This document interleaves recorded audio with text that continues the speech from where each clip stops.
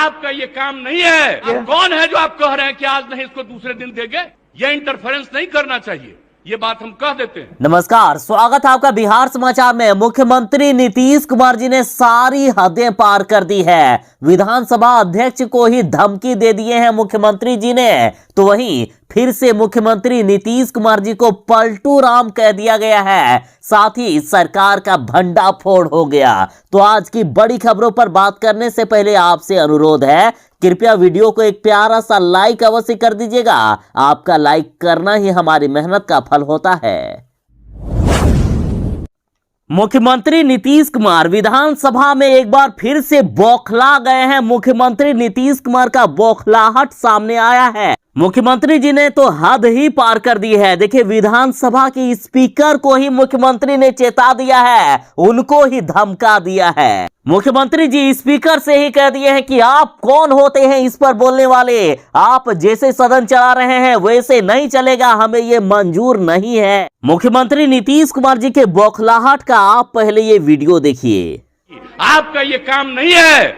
आप पूछ रहे हैं, जवाब दिया जा रहा है। अब आप कहिएगा इसको फिर करेंगे, इसका मतलब है संविधान का खुलेआम उल्लंघन कर रहे हैं। माननीय मुख्यमंत्री जी, अब सुना जाए। चलेगा, इस तरह से नहीं चलेगा। ये बिल्कुल तो आप ही बता दें, जैसे चले उसी तरह चलाएंगे। आप कौन है जो आप कह रहे हैं कि आज नहीं इसको दूसरे दिन देंगे? मैं आसन से संरक्षित सदस्यों को करने के लिए करिएगा। और आपको मालूम है अभी हमने क्या कहा?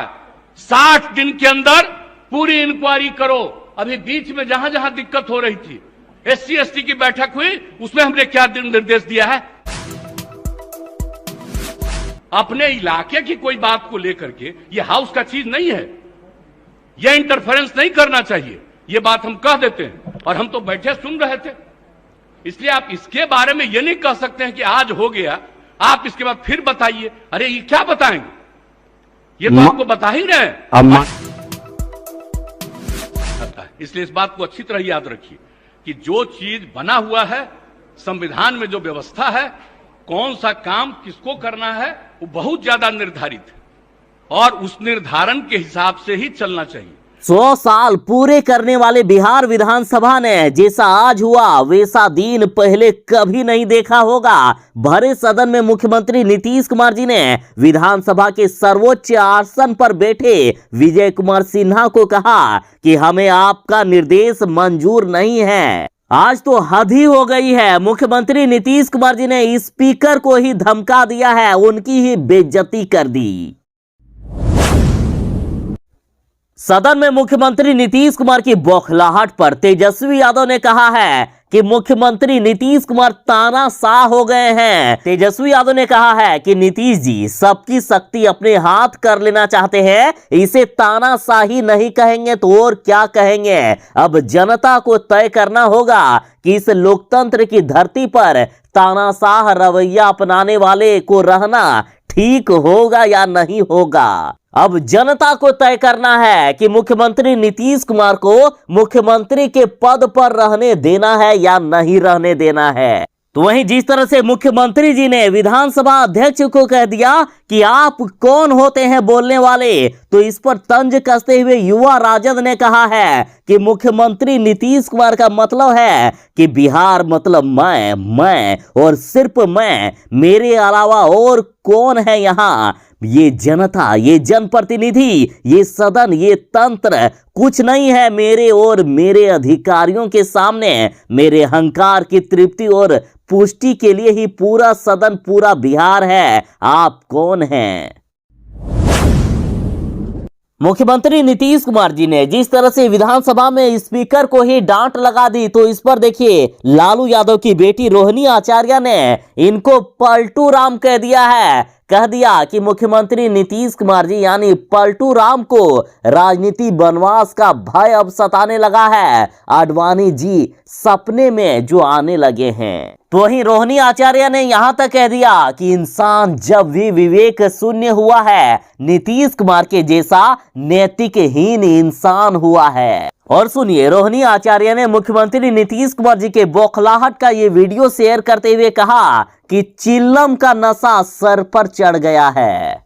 इन्होंने कहा कि मानसिक आपा खो चुका है, अंधकार में अंधा जनादेश चोरों का राजा हो चुका है। रोहिणी आचार्य बोली कि गुंडे कानून की धज्जियां उड़ा रहे हैं और चीलम के धुआं में चीलम बाबा सुशासन दिखा रहे हैं। पप्पू यादव ने ईवीएम को लोकतंत्र के लिए खतरा बता दिया है। कहा है कि संविधान बचाने के लिए अब एकजुट हो क्षेत्रीय पार्टियां। जन अधिकार पार्टी के पप्पू यादव ने चुनाव परिणाम के बाद ईवीएम पर सवाल खड़े कर दिए हैं। इन्होंने कहा है कि पूरे देश के क्षेत्रीय पार्टियों को अब कांग्रेस के साथ एक होकर कश्मीर से कन्याकुमारी तक ईवीएम के खिलाफ एक होकर लड़ना पड़ेगा। इन्होंने कहा कि जब तक ईवीएम है लोकतंत्र का चीरहरण होगा, इसलिए ईवीएम हटाओ लोकतंत्र संविधान बचाओ का नारा बुलंद करना होगा, क्योंकि ईवीएम के रहते लोकतंत्र संविधान और भारत नहीं बच सकता है। इसलिए ईवीएम के खिलाफ हम सबको मिलकर जंग लड़नी होगी और तय करना होगा कि जब तक ईवीएम है तब तक हम चुनाव का बहिष्कार करेंगे।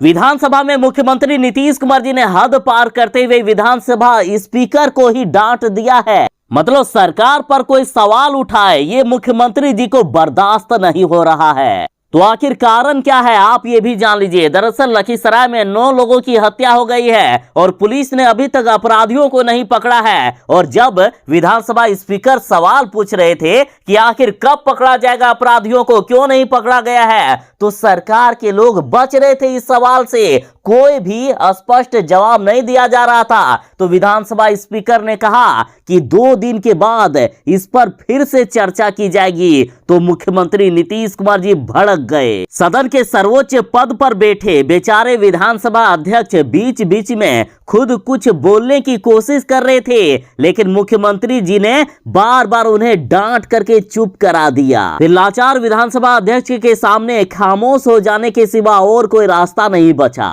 फिर विधानसभा अध्यक्ष ने कहा कि आप लोगों ने ही मुझे विधानसभा अध्यक्ष बनाया है, जो कहोगे वही होगा। विधानसभा अध्यक्ष ने कहा कि इतने बड़े आसन पर बैठा कर मेरे क्षेत्र का सवाल तक हम नहीं उठा सकते। मैं एक दरोगा का, थाना प्रभारी का या एक डीएसपी की बात को नहीं रख पाता हूं। जैसे कहेंगे उसी तरह से अब सदन चलेगा। सदन में जिस तरह से मुख्यमंत्री नीतीश कुमार जी भड़क गए, तो इस पर आरजेडी ने कहा है कि ये उम्र का दोष है, मुख्यमंत्री जी बूढ़े हो गए हैं, इसलिए अब उनकी बौखलाहट सामने आ रही है। आरजेडी नेता भाई वीरेंद्र ने कहा है कि नीतीश कुमार जिस तरह से सदन में आग बबूला हो गए, यह मर्यादा के खिलाफ है। वे आसन की मर्यादा का उल्लंघन कर रहे हैं। हमारे नेता तेजस्वी यादव ने कहा था कि यह सरकार नहीं सर्कस है, और आज ये साबित हो रहा है कि मुख्यमंत्री नीतीश कुमार सर्कस कर रहे हैं और बिहार में महाजंगल राज कायम है। आज सदन में भी जंगल राज कायम किया गया है। मुख्यमंत्री ने आसन को निर्देश दिया है, जबकि आसन निर्देश देता है। इन्होंने कहा कि मुख्यमंत्री नीतीश कुमार जी हर दिन दोषी अधिकारियों को बचाते रहते हैं। बिहार का हर आवाम असुरक्षित महसूस कर रहा है। हर जगह भ्रष्टाचार का आलम है और मुख्यमंत्री उस पर पर्दा डालना चाहते हैं।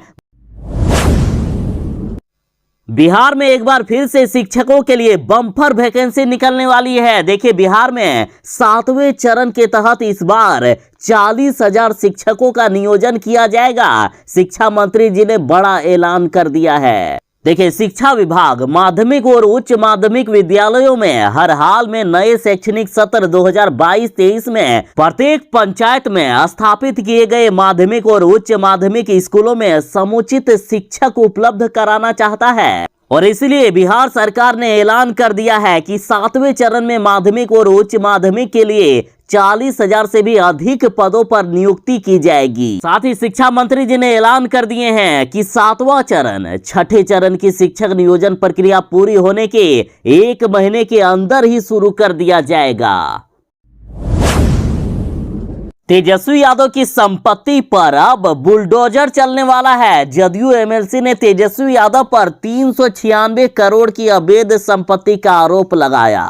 देखिए, जदयू एमएलसी नीरज कुमार ने तेजस्वी यादव पर कहा है कि तेजस्वी यादव ने पटना में 396 करोड़ रुपए की अवैध संपत्ति अर्जित की है। नीरज कुमार ने लालू यादव और तेजस्वी यादव पर हमला बोलते हुए कहा कि गोपालगंज, औरंगाबाद, बेतिया, दिल्ली और अन्य जगहों की तो छोड़िए, सिर्फ पटना में ही 43 बीघा से भी ज्यादा जमीन ये लोग अर्जित किए हैं। उन्होंने कहा कि इन लोगों के पास कोई बिजनेस नहीं है, तो इतना जमीन आखिर ये लोग कैसे अर्जित किए, इन सभी की अब जांच होगी। उन्होंने कहा कि ऐसे अवैध संपत्ति पर अब बुलडोजर चलेगा, तभी ये लोग समझेंगे। साथ ही इन्होंने कहा कि जो तेजस्वी यादव ने 396 करोड़ की अवैध संपत्ति अर्जित की है, तो इसका दस्तावेज मैं विधान परिषद में भी रखूंगा। साथ ही कहा गया कि सरकार से बात हो गई है, सरकार इस मामले में जांच का भरोसा दिए हैं, जल्द ही इन सब की जांच होगी। तेजस्वी यादव ने बिहार की जनता से अपील की है कि चोर दरवाजे से बेईमानी करके आए हैं नीतीश कुमार, इस बार बदला लेना है। तेजस्वी यादव बोले हैं कि हम लोगों को 1,56,00,000 वोट मिले थे, जबकि एनडीए को 1,56,12,000 वोट मिले थे। चोर दरवाजे से बेईमानी करके एनडीए ने सरकार बनाई है। महागठबंधन और एनडीए में सिर्फ 12,000 वोट का अंतर था, जबकि कई जगह पर बैलेट पेपर की ही गिनती नहीं की गई और बैलेट पेपर में ज्यादातर शिक्षकों के मत होते हैं और शिक्षक लगातार एनडीए सरकार से नाराज ही चल रहे थे। साथ ही तेजस्वी यादव ने आरोप लगाया कि कई जगहों पर जहां हमारे प्रत्याशी जीत रहे थे, वहां मतगणना को धीरे किया गया और कई बार तो हमारे प्रत्याशी जीत गए, लेकिन बेईमानी करके उन्हें हराने का काम किया गया। तो इस बार जनता से तेजस्वी यादव ने अपील की है कि इस बार विधान परिषद का जो चुनाव होने वाला है, इस एमएलसी के चुनाव में सरकार से बदला लेना है। जिस तरह से मुख्यमंत्री नीतीश कुमार जी ने विधानसभा स्पीकर की ही बेइज्जती कर दी, तो इस पर देखिए आरजेडी नेता शक्ति सिंह यादव ने कहा है कि अगर ऐसा ही करना है तो सदन को ही बंद कर देना चाहिए। देखिए शक्ति सिंह यादव ने ट्वीट करते हुए कहा कि मुख्यमंत्री नीतीश कुमार ने बिहार विधानसभा तथा आसन की गरिमा को आज तार तार कर दिया। जब आसन की तार्किक बात नहीं सुनी जाएगी तो सदन ही बंद कर देना चाहिए। अधिकारियों को बचाने के लिए हर अलोकतांत्रिक आचरण नीतीश कुमार जी अपना सकते हैं, ये बात अब साबित हो गया है, हद हो गया है। तो वहीं राजद ने कहा कि असहाय, असमर्थ, अक्षम, कमजोर, लाचार और परेशान मुख्यमंत्री नीतीश कुमार जी को बार बार गुस्सा आखिर क्यों आता है। वो सदन में कभी माननीय विधायकों को, कभी नेता प्रतिपक्ष को और अब तो विधानसभा अध्यक्ष को ही धमकाने लगे हैं। क्या 40 सीट लाने के बाद मुख्यमंत्री बस कठपुतली की तरह नाच रहे हैं? अब किसी भी कीमत पर मुकेश सहनी को एनडीए वाले अपने गठबंधन में नहीं रखने वाले हैं। मुकेश सहनी को एनडीए से बाहर किया जा रहा है। अब बीजेपी ने ऐलान कर दिया है कि मुकेश सहनी का अब चैप्टर क्लोज है। एक तरफ जहां मुकेश सहनी ने बीजेपी को हराने के लिए उत्तर प्रदेश में चुनाव प्रचार किए, तो इसको लेकर भी बीजेपी में गुस्सा है। और दूसरा कारण यह भी है कि बिहार में अभी सबसे बड़ी पार्टी राजद है जो 75 सीटें लाए हैं। बीजेपी दूसरे नंबर पर है और यदि बोचहा में बीजेपी जीत जाती है तो वे भी 75 सीट ले आएंगे, यानी आरजेडी के बराबर हो जाएंगे बीजेपी। और इसको लेकर भी मुकेश सहनी को अब धोखा देकर बीजेपी वाले अपने गठबंधन से बाहर करने का मन बना लिए हैं। यहाँ बीजेपी ने एक और बड़ा ऐलान कर दिया है कि मुकेश सहनी की और जो विधायक हैं सभी को बीजेपी वाले अपने गठबंधन में शामिल करके मुकेश सहनी को अकेले बाहर कर दिया जाएगा। मुख्यमंत्री नीतीश कुमार जिस तरह से सदन में विधानसभा अध्यक्ष पर ही भड़क गए, तो इस पर चिराग पासवान की पार्टी लोजपा ने कहा कि ऐसा लगा कि सदन में स्पीकर को ही खुलेआम धमकी दे रहे थे मुख्यमंत्री नीतीश कुमार। साथ ही लोजपा ने कहा कि अपराधियों को बचाना और निर्दोषों को फंसाना यही काम है माननीय मुख्यमंत्री नीतीश कुमार के सुशासन राज का। और ये तो हम लोग पहले कह रहे थे, लेकिन अब तो विधानसभा अध्यक्ष भी सदन में ये बात कह रहे हैं।